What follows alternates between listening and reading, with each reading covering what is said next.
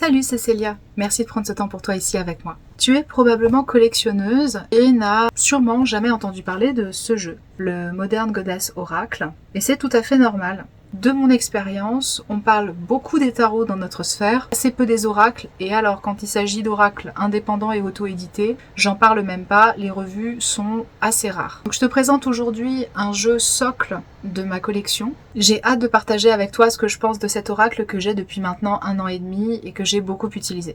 Mais avant, si tu ne me connais pas encore, moi c'est Célia. J'ai créé cette chaîne pour nous les passionnés de cartes qui voulons sortir des achats réguliers de jeux drainant notre compte en banque et aller plus en profondeur dans nos collections et dans notre rapport aux cartes. J'ai créé cette série de retours d'expérience revues ultra détaillées, comme j'aurais aimé que celle disponible à l'époque lorsque j'en avais le besoin le soit autant, pour m'éviter des achats inutiles. Si tu veux développer ton discernement pour t'entourer d'une collection qui te sert vraiment, abonne-toi pour ne rater aucune vidéo de cette série. Il y en a d'autres qui arrivent, et il y a plein d'autres formats d'ailleurs sur la chaîne, comme Carto Date, Carto Boom, que j'ai lancé cette semaine également. Je te mets les autres vidéos de cette série de revues en description. Après le générique, je te raconte tout de A à Z sur ce jeu et sur mon histoire avec lui, pour que tu puisses prendre la décision d'achat la plus informée qui soit. Bienvenue dans Un regard sur le Modern Goddess Oracle.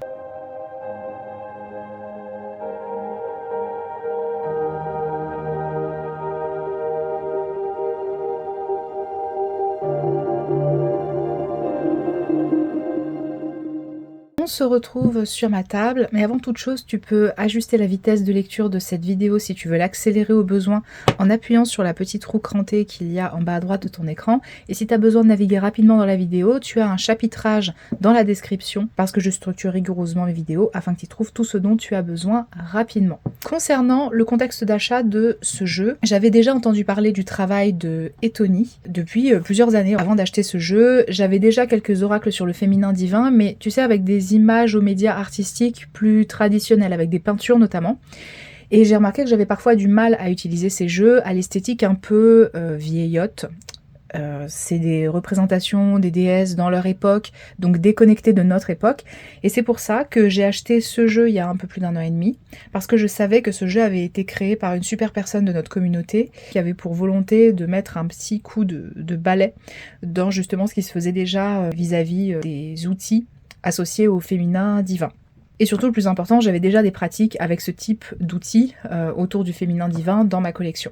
Donc concernant la créatrice, donc c'est Etony Dawn, une entrepreneuse spirituelle, sorcière éclectique et moderne, tarologue et autrice d'origine australienne qui vit maintenant à Vancouver au Canada.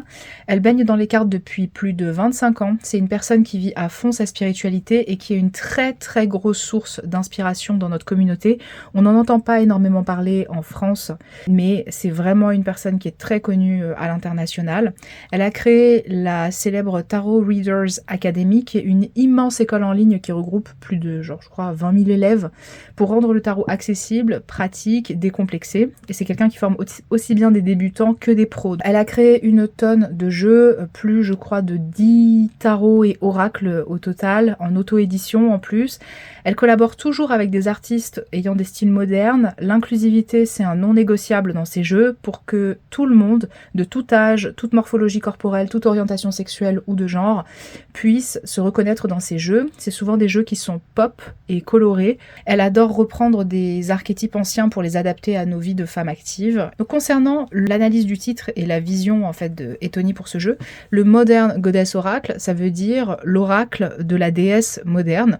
Je pense que c'est assez clair vis-à-vis de la thématique. C'est vraiment une volonté de créer un support de connexion à la déesse, au féminin, qui soit pas vieillot, qui soit moderne, dans lequel on puisse se reconnaître de nos jours. On va passer aux caractéristiques techniques et la composition du coffret. Donc c'est un coffret qui est de super qualité, tout est parfait. La boîte est bien, le livret est bien, les cartes sont bien.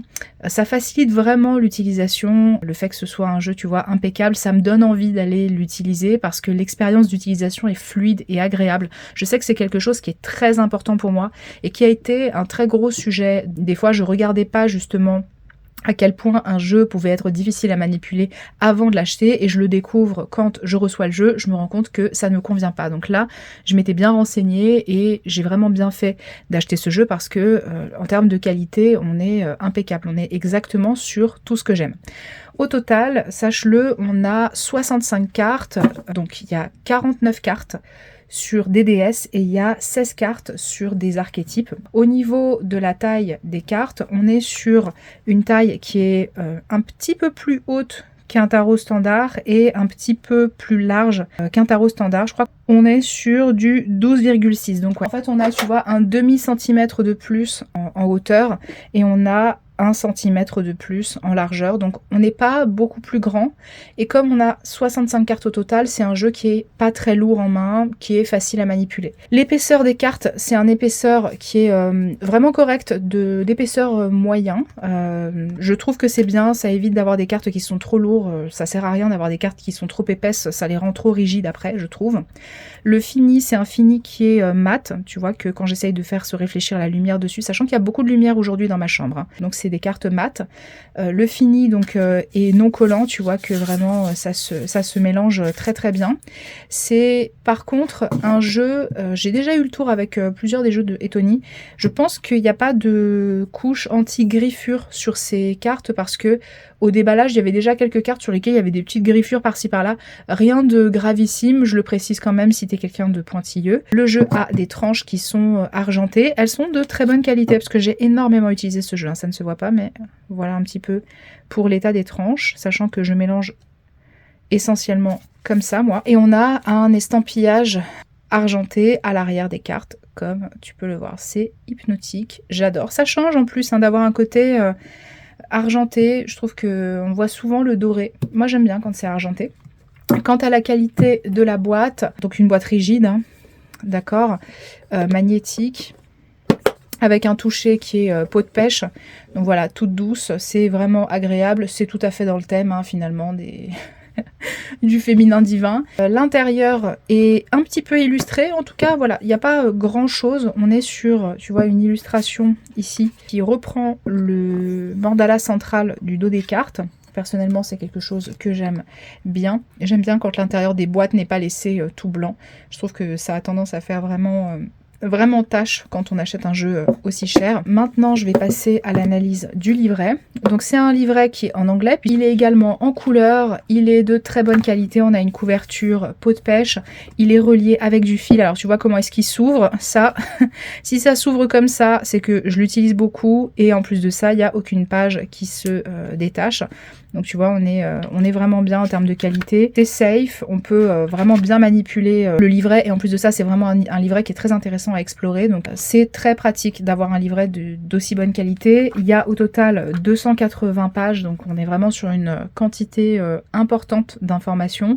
Sur du papier qui est mat, ce que j'ai tendance à préférer parce que ça nous permet de griffonner dessus au crayon gris et ensuite de pouvoir effacer sans que ça ne fasse cracra comme sur du papier glacé. Toutes les pages contiennent une déesse et toutes les pages concernant cette déesse ont un fond coloré de la même couleur. Donc ça te permet vraiment de naviguer facilement en fait dans le livret. Tu vois que là par exemple Uzume, on est sur du rose pâle et toutes les cartes sur Uzume sont en rose pâle. Donc ça c'est vraiment le type de détail personnellement que j'aime beaucoup. Ça rend là encore très facile l'utilisation du livret et pour un jeu qui est bourré d'informations extrêmement utiles, et ben faciliter en fait cette utilisation, c'est très important pour en faire un support qui ne reste pas sur notre étagère. Également, je précise, il y a une bonne lisibilité entre les couleurs du coup du fond des pages et la couleur des lettres est en noir, donc on voit bien. C'est vraiment bien parce que parfois on peut avoir du mal à lire. Là, je sais que quand j'ai utilisé ce jeu, j'ai eu aucun mal à travailler avec, ce qui n'est pas le cas de tous les jeux, crois-moi. La police d'écriture est également lisible, donc ça c'est vraiment top. Donc par rapport à ce que tu vas trouver à l'intérieur de ce livret, la première chose sur laquelle on ouvre, avant même d'avoir un copyright, tu vois, une invocation à la déesse. Ensuite, tu vas avoir un sommaire, puis une très courte introduction, vraiment tu as uniquement ça, et ensuite on passe à un certain nombre de tirages. Puis tu as une première section sur les déesses, et tu as ensuite une deuxième section sur les archétypes, pour là encore faciliter notre vie à tous. Vraiment très intéressant d'avoir fait ça parce que ça nous permet de facilement naviguer dans le livret. Lorsque tu tombes sur une carte déesse, tu sais que c'est dans la première partie du livre, donc tu peux la chercher par ordre alphabétique, puisque ça a été mis par ordre alphabétique ici. Et quand tu sais que tu as affaire à un archétype, tu sais juste que tu dois attraper la fin du livret. Et là encore, voilà, si tu vois là, c'est The Healer, mais tu cherchais The Actress, bah en fait, tu sais que c'était avant cette page-là, donc t'es pas toujours obligé de te référer au sommaire. Et ça, c'est vraiment quelque chose que personnellement j'apprécie beaucoup. Concernant le langage, je trouve que c'est un langage qui est, bah là encore, ça paraît fou, mais inclusif. Inclusif aussi des niveaux d'alphabétisation ou de compréhension de l'anglais, parce que c'est un anglais qui est très simple. On n'a pas affaire à des mots qui sont compliqués. Je trouve que c'est vraiment du grand art de réussir à écrire un livre aussi pratique sur un sujet aussi précis que les facettes du féminin divin et les archétypes du féminin, et de réussir à écrire des passages dans le livre qui sont faciles à comprendre. La majorité du temps, dans ce type de jeu, tu as tout le temps des trucs très lyriques, très inspirés, de personnes qui passent leur vie à faire de la méditation avec CDS. Et ça peut être très intimidant quand tu commences à faire ce type de travail, ou si tu es une personne qui a peut-être une manière de te connecter au féminin qui est un petit peu plus pratique. Donc moi j'apprécie énormément le fait que en termes d'anglais, ce soit très facile à comprendre. Pour chaque carte, du coup, tu as une illustration sur la page de gauche. Tu vois que sur la carte, on a plus de parties d'illustration que sur le livre explicatif. Donc tu as la déesse sans tout le fond. Je discuterai de tout ça ensuite. Ensuite, tu as sur les 3 autres pages d'explication, parce que du coup tu as 3 pages au total d'explication pour cette déesse. Tu as donc le nom de la déesse associé, le mot-clé, des symboles qui te sont représentés en fait sur la carte. Là en l'occurrence, il faut savoir que, je le précise, certains symboles qui te sont listés ici, tu ne les vois pas sur cette page de gauche parce qu'en fait ils sont sur la carte. Ici tu vois on a Storm Clouds with Lightning, ce qui veut dire les nuages de la tempête ainsi que les éclairs. Tu vois que c'est présent sur le décor qui est visible sur la carte, mais pas sur l'illustration. Donc mots-clés, symboles, affirmations associées du coup à cette déesse. J'aime beaucoup quand il y a des affirmations, je trouve ça très intéressant. Tu as ensuite une petite histoire de la déesse, pas énormément de détails, vraiment en quelques phrases. Ça c'est pareil, c'est très innovant, j'en parle un petit peu plus tard dans la vidéo. Tu as ensuite une signification divinatoire qui est ici. Mine de rien, il y a pas mal de contenu, hein. Tu as ensuite une partie qui s'appelle Work with cette déesse ou cet archétype. Donc ça te donne un certain nombre de pratiques pour pouvoir travailler avec cette déesse, te connecter à cette déesse. Ensuite, tu as la signification shadow. Je sais pas si on peut dire inversé parce que c'est pas exactement ça. C'est plus travailler sur les ombres associées, on va dire, à cette énergie. Et ensuite, tu as guérir avec cette déesse, où tu as un certain nombre de pratiques qui te sont suggérées pour travailler sur ces ombres. Petit mot sur le style justement d'écriture de Etoni. Moi, je trouve que c'est une personne qui a une approche de développement personnel essentiellement. De ce que je lis dans ses écrits, c'est pas une personne qui va te parler de flammes jumelles, trucs karmiques ou je ne sais quoi. Et sur le fait de suggérer, on va dire, des pratiques de sorcellerie, des rituels, etc. Mais sans qu'elle ne vienne donner ou dicter ce que ça veut dire pour la personne qui utilise ces outils-là. C'est vraiment une personne qui a un très grand respect de l'autonomie individuelle, de la souveraineté individuelle. C'est vraiment quelque chose que j'apprécie. Pour Etoni, les cartes sont un outil d'empouvoirment, de empowerment, pour reprendre les rênes de sa vie avec un peu de magie au quotidien. Donc c'est cohérent en fait dans la façon avec laquelle elle écrit et elle guide avec ces outils-là. Pour moi, c'est vraiment un outil qui est très complet quand on est une personne autonome. J'en dirai plus dans la partie utilisation. Maintenant, pour que tu puisses juger de si ces informations peuvent être utiles, je vais te montrer quelques pages un petit peu plus lentement, de manière à ce que tu puisses mettre pause pour lire si ça t'intéresse, ou prendre quelques photos. Donc là, on a la page pour Perséphone.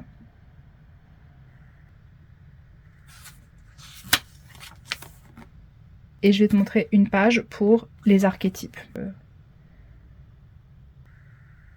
Ça a exactement la même structure, tu vois, en termes d'explication pour les déesses comme pour les archétypes du féminin. On passe maintenant à l'analyse esthétique des cartes. Hello, ici Célia du montage. Je viens de passer 3h30 à faire le montage. Cela me ferait très plaisir que tu mettes un like. Bisous.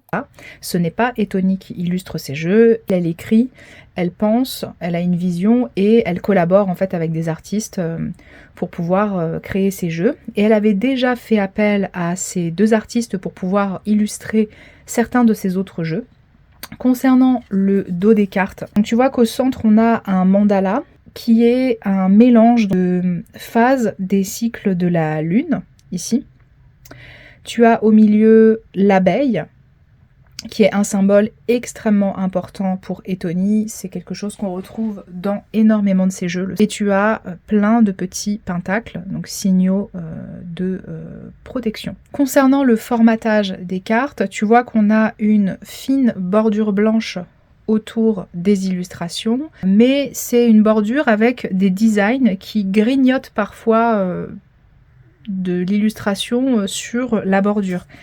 C'est le cas ici, c'est le cas, tu vois, ici. Donc, moi, j'aime bien ce type de... J'aime bien, je trouve que c'est sympa. C'est pas too much, il y a des jeux sur lesquels c'est clairement too much. Mais comme ça, je trouve que ça donne un effet un petit peu plus... Je sais pas si on peut dire immersif. Tu vois également qu'on n'a pas de numéros sur les cartes, ce qui me fait extrêmement plaisir. Je déteste quand on met des numéros sur la carte alors que ce n'est pas du tout nécessaire à partir du moment où les cartes ont un nom et qu'on les met dans l'ordre alphabétique dans le livret. Ici, on a le nom de la déesse pour pouvoir se connecter donc intuitivement à ce qu'on sait de son énergie, de son histoire, de son folklore, etc. associé. Ou pour pouvoir du coup facilement aller chercher dans le livret explicatif les informations nécessaires pour interpréter le tirage. En termes de style, tu vois qu'on est sur un style moderne, très coloré. On a des représentations parfois avec des tenues traditionnelles, mais essentiellement, on a quand même une revisite des attributs vestimentaires de ces déesses. On a parfois des choses qui sont un petit peu fantaisie, tu vois.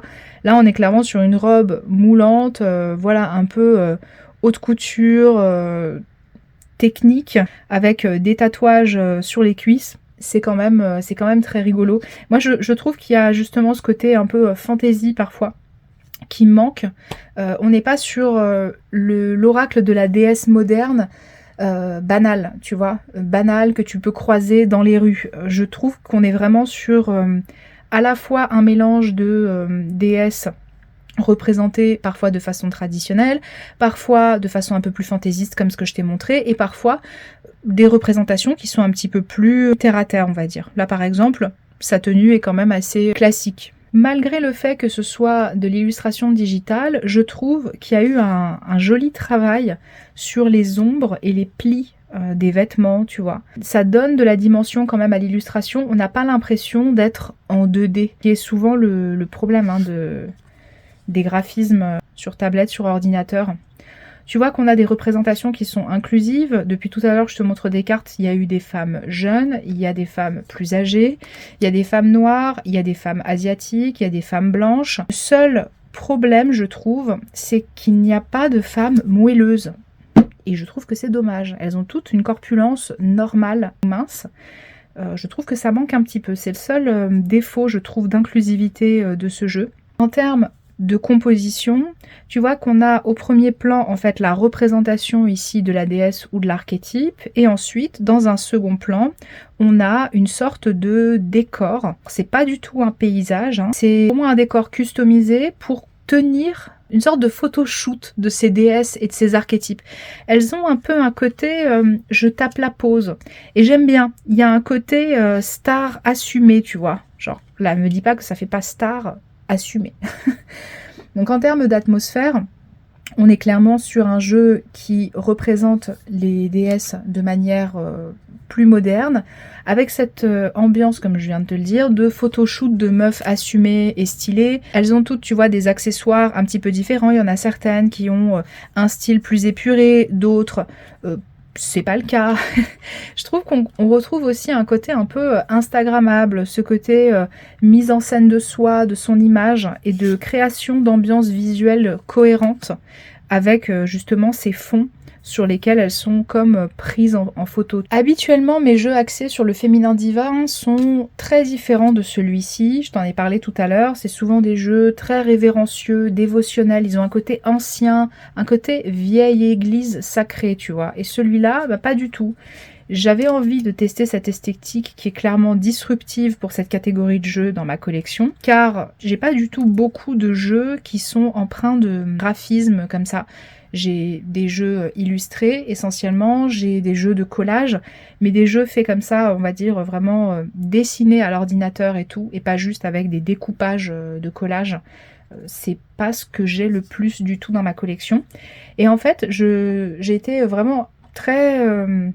Enfin, j'ai pas été super surprise parce que je savais que c'était un bon produit avant de l'acheter, mais je m'attendais pas à ce que le côté moderne soit aussi crucial et puisse autant faciliter la connexion avec les DS pour ce type de travail en fait. En plus de ça, j'ai tendance à préférer les jeux qui se dédient à une seule facette de la DS, genre un jeu sur Marie par exemple, et pas forcément les jeux sur plein de DS, de plein de folklore différents. Je savais que c'était un type de jeu avec lequel j'avais un petit peu du mal. J'ai été doublement bien étonnée quand j'ai commencé à travailler avec ce jeu, et je me suis rendu compte que j'aimais beaucoup explorer ce jeu parce que c'est à la fois un jeu qui disrupte tout ce dont on a l'habitude dans le paysage carte sur le féminin divin, et en plus de ça, c'est un type normalement d'oracle sur le féminin divin dont je suis pas super fan parce qu'il met en scène plein de déesses de plein de folklore différents, et moi il y a plein de folklore auxquels j'ai un petit peu de mal à me connecter. Mais là, le fait qu'il y ait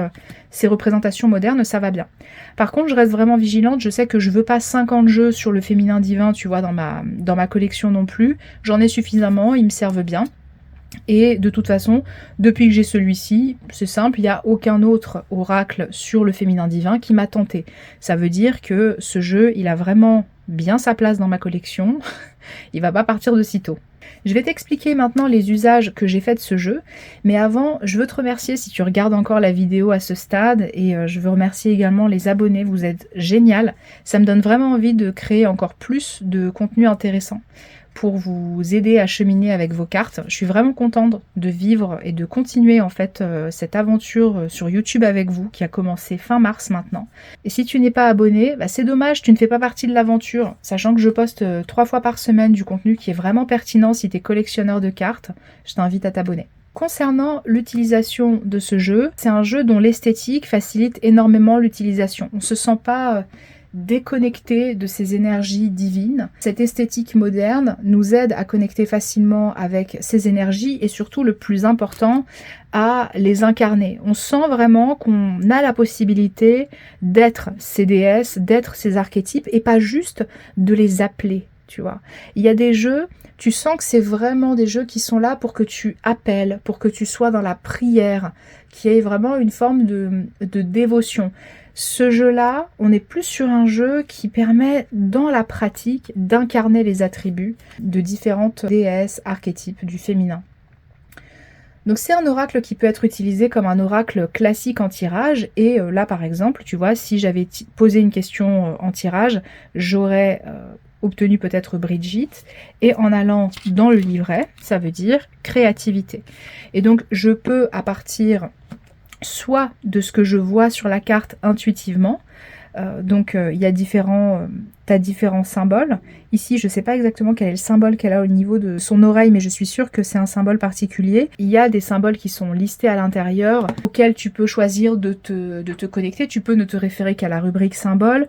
Tu peux te connecter aussi à ce que tu sais de cette déesse éventuellement, mais tu as la possibilité de travailler avec les multiples sections ici. C'est un oracle qui peut être aussi utilisé comme support de dévotion, de connexion spirituelle, outil de prière évidemment, que tu peux mettre sur un autel spirituel, etc.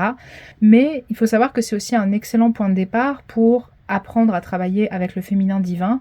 Il n'y a pas trop d'informations historiques sur les déesses, comme je te l'ai dit, et donc ça permet de tout de suite venir commencer à faire un travail qui est pratique, plutôt que de passer des dizaines d'heures en fait à déblayer des informations un peu académiques, historiques sur l'histoire en fait de chacune d'entre elles.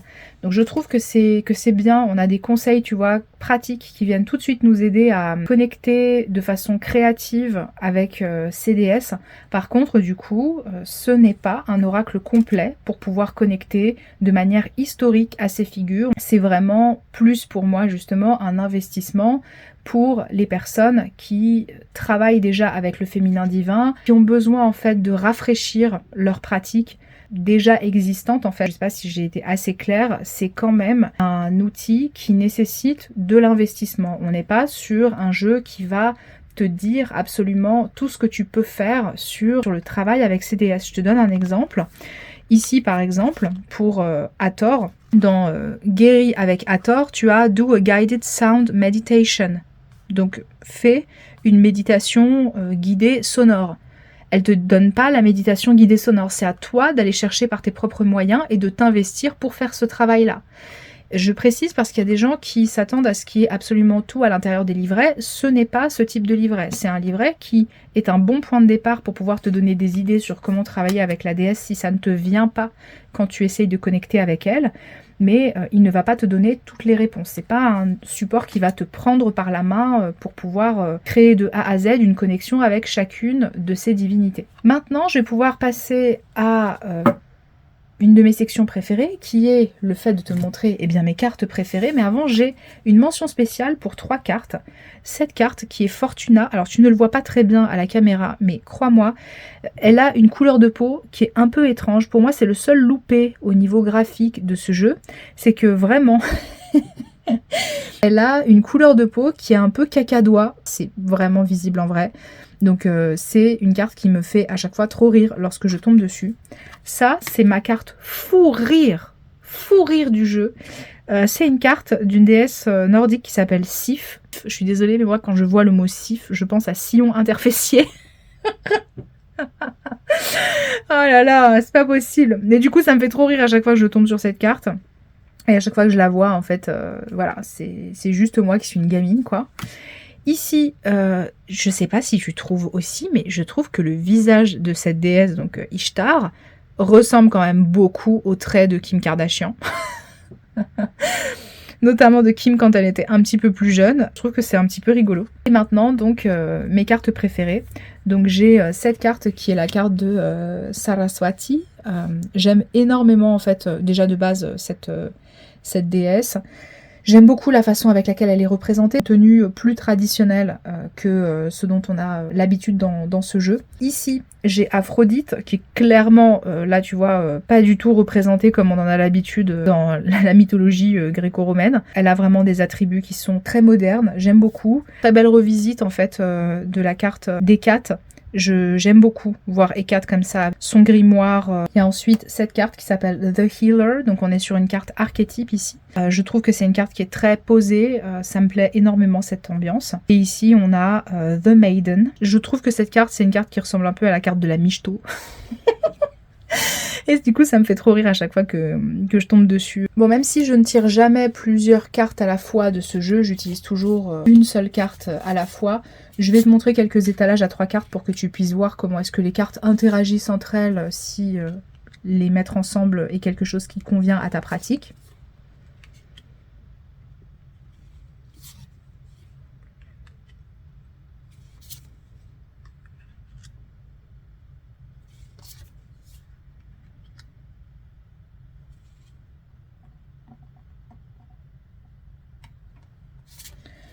Je vais essayer de t'en mettre des publications sur Instagram lorsque je réussirai à comprendre comment Instagram fonctionne, parce que j'ai beaucoup de mal en fait à trouver des façons de prendre des photos qui sont compatibles avec ma façon de faire. D'ailleurs, si tu veux venir me soutenir un peu sur Instagram, ça me ferait vraiment plaisir. C'est exactement le même nom que ma chaîne, donc Célia Tarot Alchimie, avec à la place des espaces un tiret du bas. Dès que j'aurai posté tout ça, tu pourras tranquillement enregistrer les publications et ne pas avoir forcément à revenir sur la vidéo pour voir certains visuels. Je compte commencer à poster plus régulièrement sur Instagram, donc n'hésite pas à venir me suivre, ça m'encourage beaucoup. Surtout que si tu as aimé cette revue, sache-le, j'aimerais mettre en place un système de sondage qui pourrait vous laisser choisir sur quel jeu mass market je pourrais faire une revue entre plusieurs jeux sur lesquels je suis prête à tout dévoiler. J'aimerais bien pouvoir vous laisser choisir. Donc c'était mon regard sur le Modern Goddess Oracle, un excellent jeu moderne et pop qui explore le féminin et ses ombres. et qui est un excellent support de travail pour les passionnés qui sont déjà investis dans ce chemin. Et toi, quel est ton regard sur cet oracle ? Viens me le dire en commentaire ou sur Instagram. Si tu as aimé cette vidéo et qu'elle t'a été utile, sache que j'en suis ravie. Pour me remercier, tu peux mettre un pouce en l'air à cette vidéo, c'est gratuit, ça permet à d'autres passionnés de la découvrir plus facilement, ça m'encourage aussi beaucoup à t'en créer d'autres sur des pépites de ma collection. Et si tu t'abonnes en activant la petite cloche, tu pourras recevoir une notification dès que les nouvelles vidéos et donc les nouvelles revues seront postées. C'était Célia, merci de m'avoir écouté, prends soin de toi jusqu'à la prochaine fois.